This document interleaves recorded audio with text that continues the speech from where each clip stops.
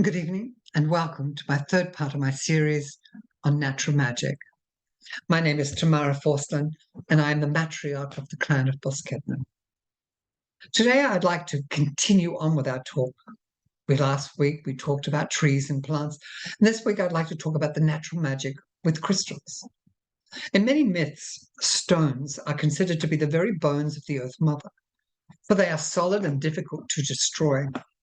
Bones absorb personal influences, but stones can be more impersonal and are capable of radiating many types of influences. These are able to affect many people at a time rather than one or two.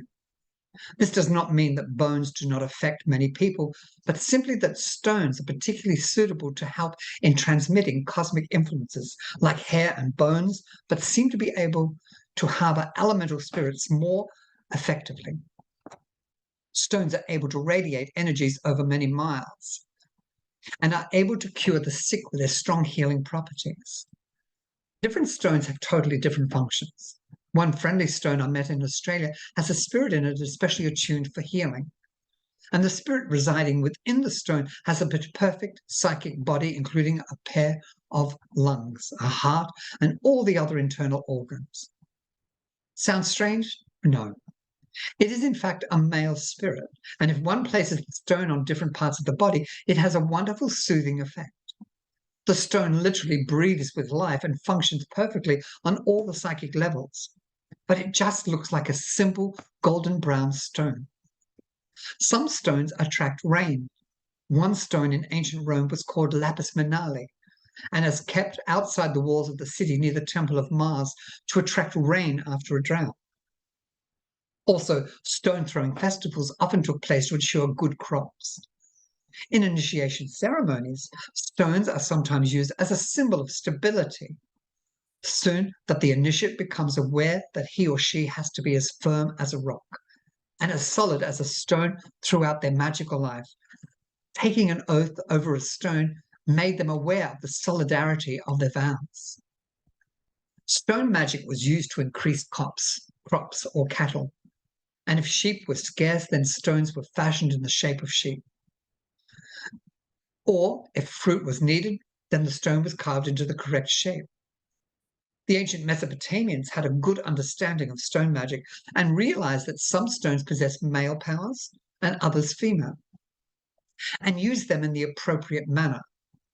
They used stones frequently in their rituals, and many were used in the shape of cylinders, which were tied to various parts of the body to heal the affected part. Stones have always been worn as amulets, different shapes, having different effects on various parts of the body. Sometimes the stones were circular, semicircular, or triangular, some flat, some square or oblong, etc. Some with holes in them known as hagstones. Excuse me. These stones with holes in them were worn as amulets as a protection against evil spirits and were also worn as a fertility charm. A 13th century manuscript reports that when the women of Salerno fear abortion, they carry with them the pregnant stone.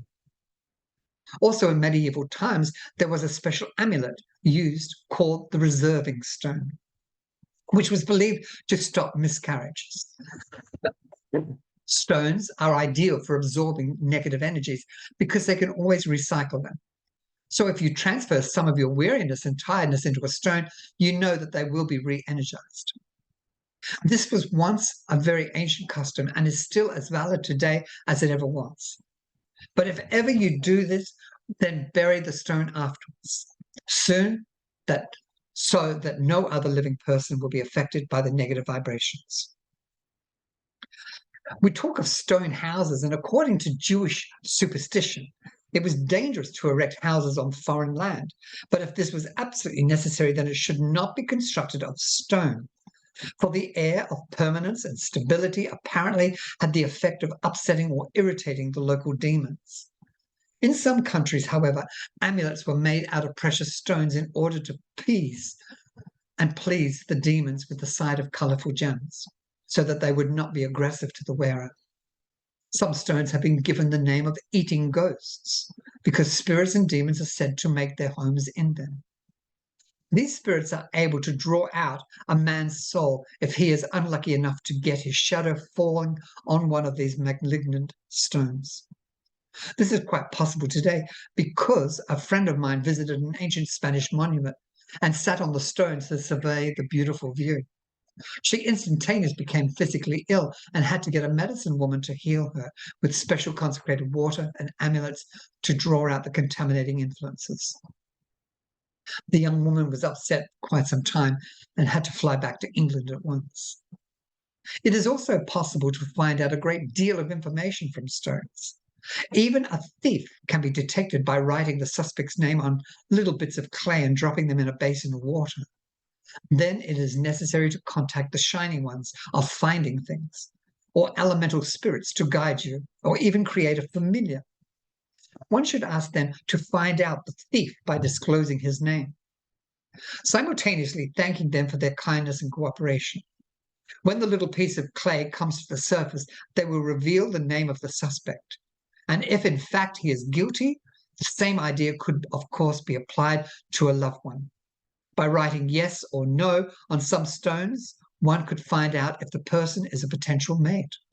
If the stones do not reveal the answer that is expected, perhaps your own wishes are different from reality. In this case, do not blame the power you have contacted. It has always been known and understood that stones possess magical qualities and have the power to protect the wearer from troubles and evils.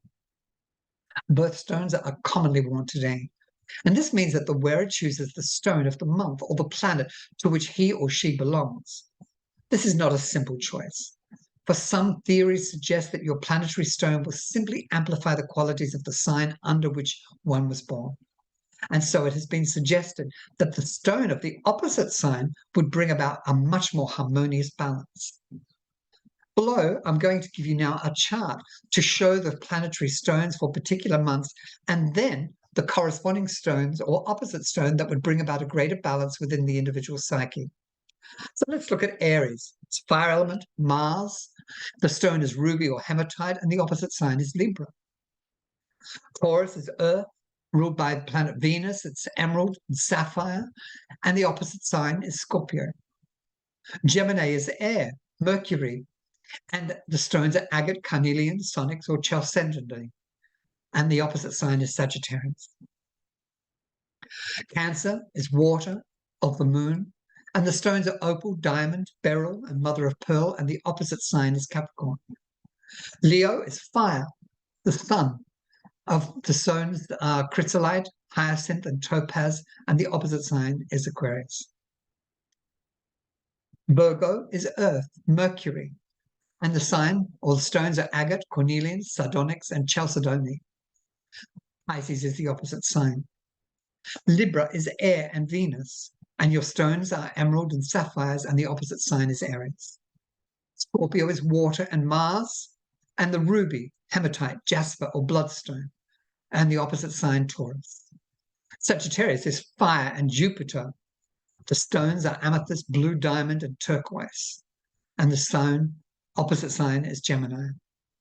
Capricorn is earth, Saturn, and is a diamond, onyx, jet, black coral, and the opposite sign is Cancer. Aquarius is air, amethyst, sapphire, opal, and amber. Opposite sign is Leo. Pisces is water, Jupiter, amethyst, blue diamond, and Virgo. There are so many different meanings and symbolisms for all these stones and signs that you need to understand them and follow them and learn a little bit about them as much as you possibly can. Set up a magical rapport and a report with your stones. And just remember, there are literally millions of stones to choose from. But if you do get a stone, you do not just get it. Set it into a ring or amulet and then forget about it. If you want it to work harmoniously with you, then you must set up a magical rapport with it every day. If you do this, you will be quite surprised at how the help will give you. Remember, the magic cannot operate until you first make the initial effort. Then, once you have got to know your stone friend, you can scry in it, heal with it, or even lead you to the most unexpected places. And it will act as a shield in times of danger. It is astounding to discover how helpful they can be as very natural aid to walking the magical path. I hope that's helped you. There's a lot more to know about stones and crystals, and if you're interested in knowing that, read it on books by people that write about crystals, especially Adam Barrelay, who's one of Australia's top authorities on the subject. I hope you've enjoyed this series. Thank you very much for today, and look forward to seeing you soon.